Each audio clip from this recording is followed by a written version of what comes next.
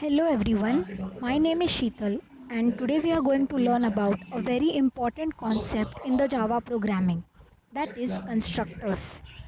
So in this tutorial we will learn about constructors, what are constructors, what is the need of constructor, different types of constructor with their example. So let's continue. What is a constructor? In Java, a constructor is a block of codes similar to the method. It is called when an instance of the class is created. At the time of calling constructor, memory for the object is allocated in the memory. It is a special type of method which is used to initialize the object. Every time an object is created using the new keyword, at least one constructor is called. It calls a default constructor if there is no constructor available in the class. In such case, Java compiler will provide a default constructor by default. It is called when an instance of the class is created. At the time of calling constructor, memory for the object is allocated in the memory. It is a special type of method which is used to initialize the object. Every time an object is created using the new keyword, at least one constructor is called. It calls a default constructor if there is no constructor. Rules for creating a constructor. Constructor of a class must have same name as the class name in which it resides. A constructor in Java cannot be abstract, final, static, and synchronized. Access modifiers can be used in constructor declaration to control its access, that is which other class can call the constructor, etc. Types of constructor in Java. So there are basically two types of constructors in Java. First one is the default constructor or the no argument constructor, and second is the parameterized constructor. So let us discuss one by one in detail. The default constructor or no argument constructor. A constructor that has no parameter is known as a default constructor.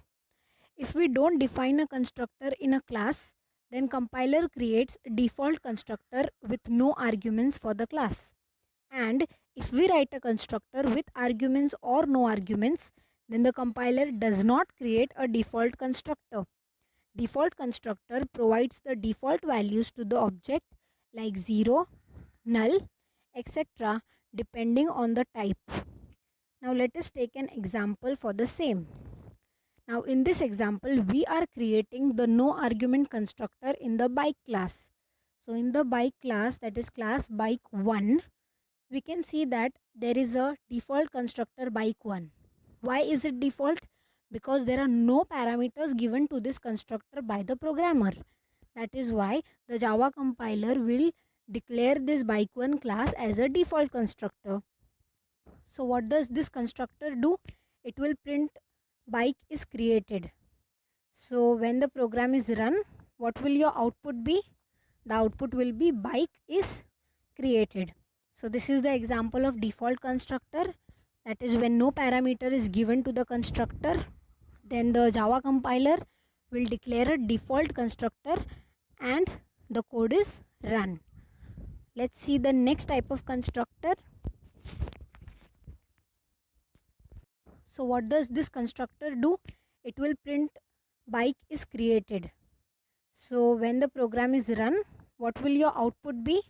The output will be bike is created. So this is the example of default constructor.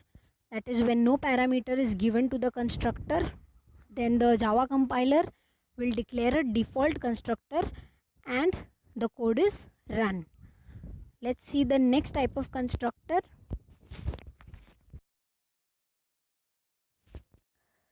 The default constructor or no argument constructor. A constructor that has no parameter is known as a default constructor. If we don't define a constructor in a class, then compiler creates a default constructor with no arguments for the class. And if we write a constructor with arguments or no arguments, then the compiler does not create a default constructor. Default constructor provides the default values to the object like 0, null, etc. depending on the type. Now let us take an example for the same. Now in this example, we are creating the no argument constructor in the bike class. So in the bike class, that is class bike 1, we can see that there is a default constructor bike 1. Why is it default? Because there are no parameters given to this constructor by the programmer. That is why the Java compiler will declare this bike1 class as a default constructor. So let's see the example of parameterized constructor.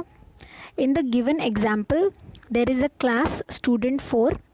Inside that class, there is a constructor which has the same name as that of the class name. But inside the constructor, there are parameters given. That means the student4 class is not a default constructor. Since you are providing values to the constructor, it becomes a parameterized constructor. How many parameters are given to the constructor? There are two parameters, that is an integer I and a string n. We can have any number of parameters for the constructor. Please note that. But inside the constructor, there are parameters given. That means the student4 class is not a default constructor. Since you are providing values to the constructor, it becomes a parameterized constructor. How many parameters are given to? As we can see, there is a display method, void display. It will print the ID and the name of the student. So further in the code, there are two objects created, S1 and S2, for the class student S4. And both these objects will have different values as parameters of the constructor. Since it is a parameterized constructor, we can have different values as well. So in the first, when the first object is created, values given are 111 and Karan, and the second object has values 222 and Aryan. So when we call the display method using these two different objects, we will get two outputs. So what will the output be? Take a moment and try to find out the output. So let's see the example of parameterized constructor. In the given example, there is a class student4. Inside that class, there is a constructor which has the same name as that of the class name. But inside the constructor, there are parameters given. That means the student4 class is not a default constructor. Since you are providing values to the constructor, it becomes a. What is constructor overloading? Like methods, we can also overload constructors for creating objects in different ways. Compiler will differentiate constructors on the basis of numbers of parameters, types of parameters, and the order of parameters. Okay, for example, if you create a class, say student, and if you want to write constructor, parameterized constructor for the class, then you can declare three types of constructor. For example, student, student, student. The first one may contain ID and name. Second one may contain ID, name, and say division. Third may contain ID, name, division, and say percentage. So every constructor will have a different value. So they are not the same constructor. So when they are called, the which constructor would be called will depend on what values you are providing to the constructor. For example, if you are providing ID and name, then the first constructor would be called. If you are providing ID, name, and percentage, then the third will be called. So like this, constructor overloading can be done. So let's see an example in the further slide. And say percentage. So every constructor will have a different value. So they are not the same constructor. So when they are called, the which constructor would be called will depend on what value. Now there are some important points that need to be taken care while doing constructor overloading. First, constructor calling must be the first statement of the constructor in Java.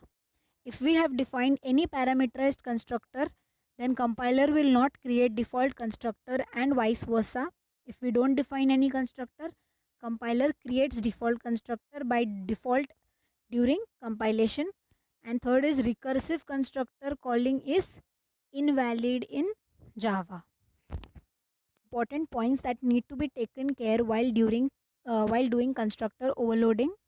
First, constructor calling must be the first statement of the constructor in Java. If we have defined any parameterized constructor, then compiler will not create default constructor, and vice versa. If we don't define any constructor, compiler creates default constructor by default during compilation. And third is recursive constructor calling is invalid. So now let's see an example on constructor overloading. So there is a program given here.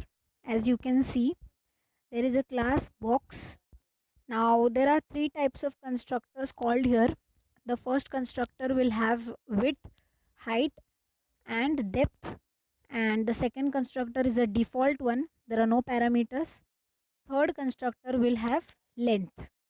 So there are three types of constructors here with same constructor name but different parameter values. So now let's see the main method. Now there is another class that is test. It is the main class. Now you will create three objects. Since there are three constructors mentioned, there will be three objects. So box my box 1.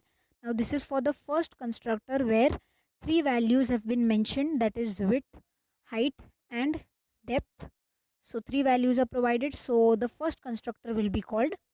Box my box 2 will call the default constructor since no value is given, and box my cube will call the third type of constructor where the length is given since the single value is given. So as you can see in the further code, you will see that the volume is printed for the three constructors. Since there are three constructors, there will be three values obtained, so there will be three types of volume.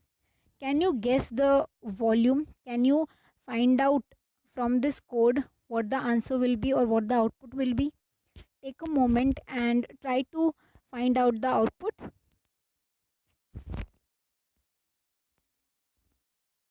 So as you can see in the further code, you will see that the volume is printed for the three constructors. Since there are three constructors, there will be three values obtained, so there will be three types of volume. Can you guess the volume? So this is the output of the code.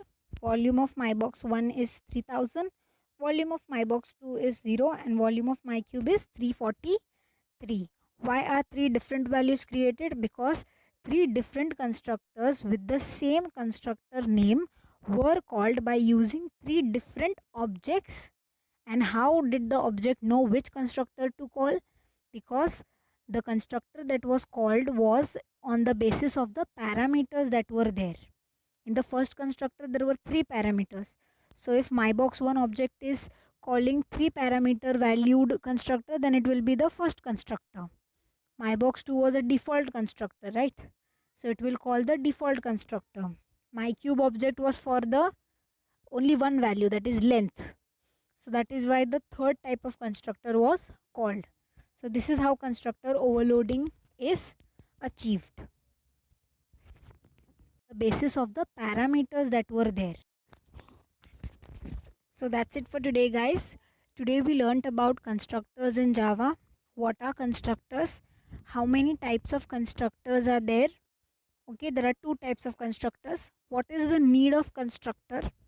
What are non-argument constructor or default constructor?